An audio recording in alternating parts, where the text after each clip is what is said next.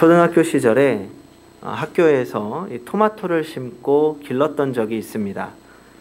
초등학교 3학년 때쯤으로 기억합니다. 선생님께서 이 아이들에게 체험학습으로 숙제를 내주신 것입니다. 그래서 이 한 반에서 5개의 조를 짜서 돌아가며 물을 주고 이 토마토를 길렀습니다. 처음 씨앗을 심고 싹이 자라는 모습을 보면서 참 신기했습니다. 그렇게 시간이 한참 지나서 어느덧 토마토를 맺을 시기가 되었습니다. 그리고 아주 작은 토마토가 몇 방울 열리게 되었습니다. 이제 친구들도 조금만 지나면 우리가 수고해서 맺은 토마토를 이제는 맛볼 수 있겠다 생각했습니다. 그런데 얼마 지나지 않아서 토마토가 더 이상 자라지 않더니 조금씩 시들해지고 결국 죽고 말았습니다. 왜 그랬을까요? 토마토에 물을 주는 조를 5개로 나누었다고 말씀드리지 않았습니까? 처음에는 돌아가면서 성실하게 물을 주었는데 이 어느 순간부터 내가 안 줘도 다음 사람이 주겠지라고 생각하면서 한 사람씩 물을 안 주기 시작했습니다. 그러다가 결국 토마토가 말라 죽고 만 것이지요. 식물을 키우고 나무를 가꾸고 거기에 열매까지 맺게 한다는 것은 참 쉬운 일이 아닌 것 같습니다. 그래서 농사를 하는 농부를 생각하면 참 대단하다는 생각이 듭니다. 이 농사라는 것 쉽지 않죠. 아침부터 밤까지 늘 수고해야 하고 좋은 환경을 만들어 주어야 합니다. 그렇게 어렵게 농사를 지어서 많은 열매를 맺으면 그것만큼 큰 기쁨이 없습니다. 그런데 우리 성도의 삶도 열매를 맺는 농부와 같다고 생각합니다. 하나님께서 허락하신 환경에서 주신 씨앗을 가지고 정성스럽게 열매 맺는 인생을 살아야 합니다. 그리고 2021년 한 해도 아름다운 열매를 맺는 한 해가 되기를 소망합니다. 성도 여러분, 하나님은 하나님의 자녀로 하여금 많은 열매를 맺기를 원하십니다. 그러면 우리가 이 땅에서 살아가는 동안 어떻게 해야 많은 열매를 풍성하게 맺으며 살아갈 수 있을까요? 첫째로, 뿌리를 깊게 내려야 합니다. 예레미야 17장 7절과 8절입니다. 그러나 무릇 여호와를 의지하며 여호와를 의뢰하는 그 사람은 복을 받을 것이라. 그는 물가에 심어진 나무가 그 뿌리를 강변에 뻗치고 더위가 올지라도 두려워하지 아니하며 그 잎이 청청하며 가무는 해에도 걱정이 없고 결실이 그치지 아니함 같으리라. 아멘. 물가에 심겨진 나무는 뿌리가 튼튼해서 가뭄도 잘 견디고 열매도 많이 맺는다는 것입니다. 열매를 많이 맺으려면 가장 먼저 뿌리가 튼튼해야 합니다. 이 똑같은 땅에서 딸기 농사를 지어도 일본에서 딸기 농사를 하면 우리보다 30%가량 수확량이 많고 또 일본보다 덴마크에서는 그보다 20%에서 30% 정도 딸기를 더 많이 수확한다고 합니다. 그래서 덴마크에 가서 딸기 수확하는 것을 배워보니 여러 가지 다른 점이 있었는데 이 덴마크 딸기 재배는 이 묘목 뿌리부터가 다르더라고 합니다. 묘목을 잘 키워서 뿌리 개수가 많은 것만 골라 심는다고 하는 겁니다. 그러니까 한국 딸기 묘목 뿌리가 잔가지가 2개에서 3개라면 덴마크는 묘목 뿌리 잔가지 개수가 4개에서 5개입니다. 그러니까 뿌리부터 다르니 열매가 다를 수밖에 없다는 것이지요. 또 포도나무는 돌이 많은 척박한 땅에서 자라난 포도가 맛이 좋다고 합니다. 왜냐하면 기름진 땅의 포도나무는 뿌리가 땅 깊이 파고 들어갈 이유가 없다는 겁니다. 하지만 척박한 땅에 심겨진 포도나무는 영양분을 찾기 위해서 뿌리를 깊이 내릴 수밖에 없습니다. 그래서 깊이 박힌 뿌리에서 다양한 영양분을 섭취하고 포도 맛에 깊이가 있다고 합니다. 그래서 세계적인 명품 와인은 뿌리가 깊이 뻗은 포도나무에서 딴 포도로 빚은 것이라고 합니다. 이처럼 뿌리가 깊은 신앙이 열매를 많이 맺습니다. 그렇다면 뿌리 깊은 신앙, 뿌리가 튼튼한 신앙은 무엇입니까? 먼저 말씀의 생수를 끊임없이 흡수하는 신앙입니다. 성경의 물, 생수는 말씀을 상징합니다. 뿌리가 깊은 나무는 수분을 잘 흡수하는 것처럼 뿌리 깊은 신앙이란 말씀이란 생수를 날마다 흡수하는 신앙입니다. 그래서 우리가 잘 아는 시편 1편은 이렇게 시작합니다. 복 있는 사람은 악인들의 꾀를 따르지 아니하며 죄인들의 길에 서지 아니하며 오만한 자들의 자리에 앉지 아니하고 오직 여호와의 율법을 즐거워하여 그의 율법을 주야로 묵상하는도다. 그는 시냇가에 심은 나무가 철을 따라 열매를 맺으며 그 잎사귀가 마르지 아니함 같으니 그가 하는 모든 일이 다 형통하리로다. 아멘. 둘째로, 기도하는 신앙이 뿌리 깊은 신앙입니다. 충분히 기도한다는 것은 나무가 자랄 수 있도록 뿌리에 충분한 영양분을 제공해 주는 것과 같습니다. 기도가 없는 사람은 뿌리가 없는 나무와 동일합니다. 그 나무는 잠시 서 있는 것 같지만 실상은 죽은 나무요, 쓰러질 나무인 겁니다. 기도하는 신앙이 뿌리 깊은 신앙입니다. 셋째로, 복음에 뿌리 내린 신앙입니다. 기독교 신앙의 가장 근본적인 기초는 복음입니다. 우리가 잘 먹고 잘 사는 것이 신앙생활의 목표가 아닙니다. 예수 그리스도의 십자가 위에 우리의 신앙이 세워져야 합니다. 그러면 우리가 주님을 붙드는 것이 아니라 주님께서 우리의 뿌리를 든든히 붙잡고 계시기 때문입니다. 이렇게 우리가 많은 열매를 맺기 위해서는 뿌리 깊은 신앙을 만들어 가야 합니다.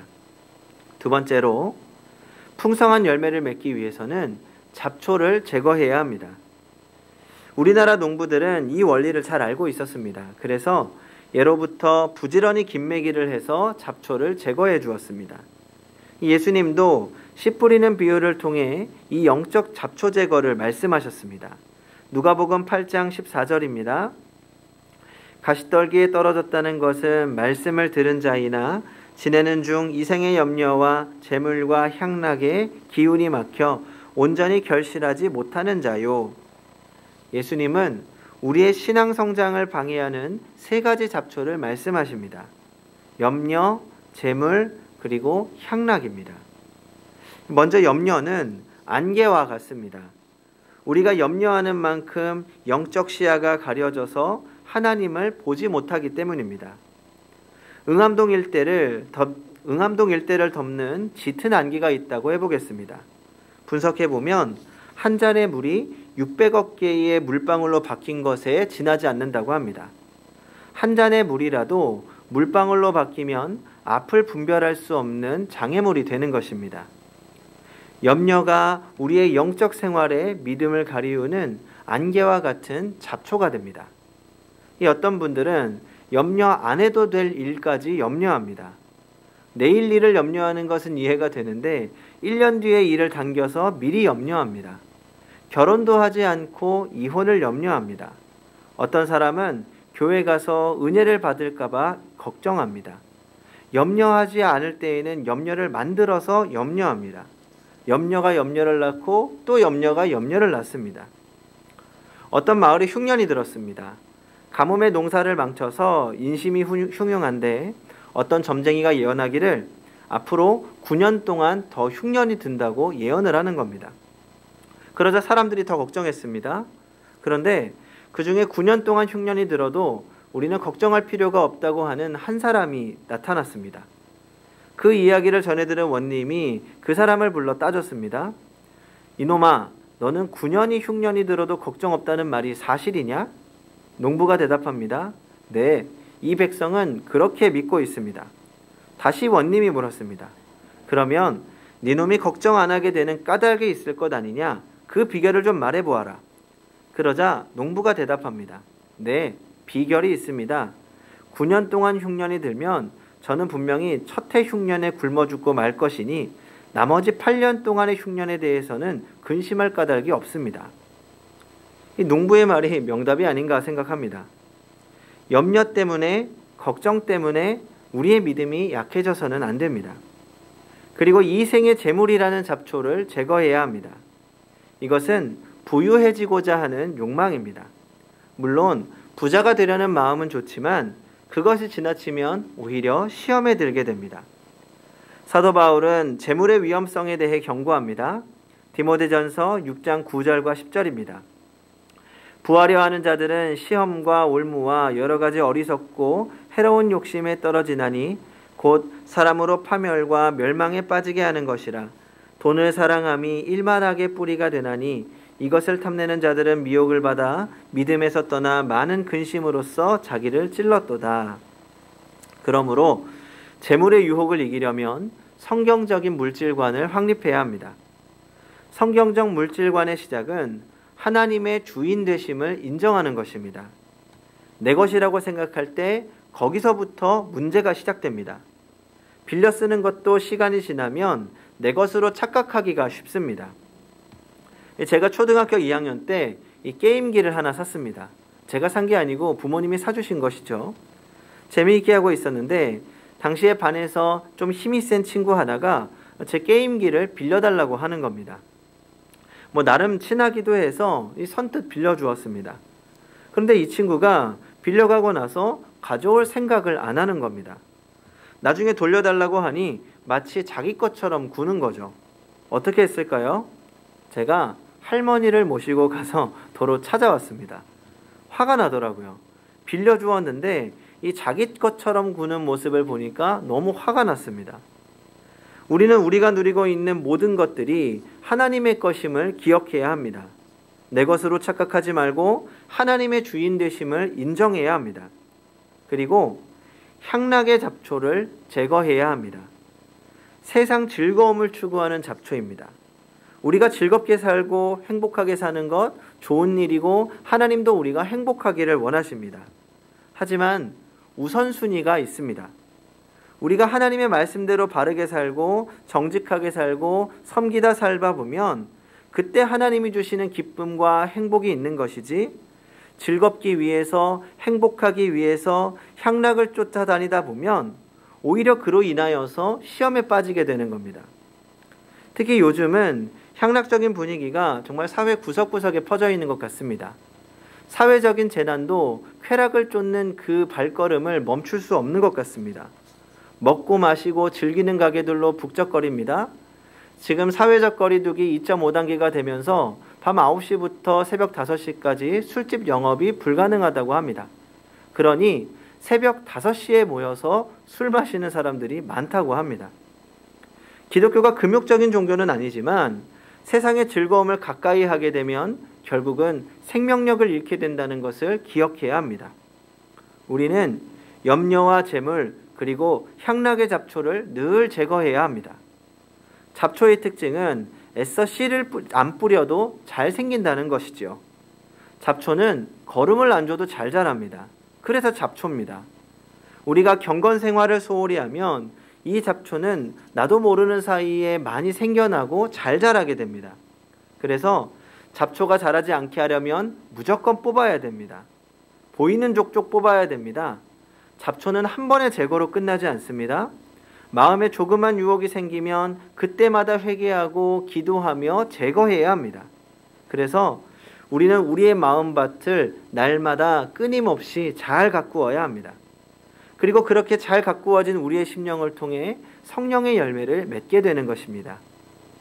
세 번째로 하나님의 가지치기를 잘 견뎌내야 합니다.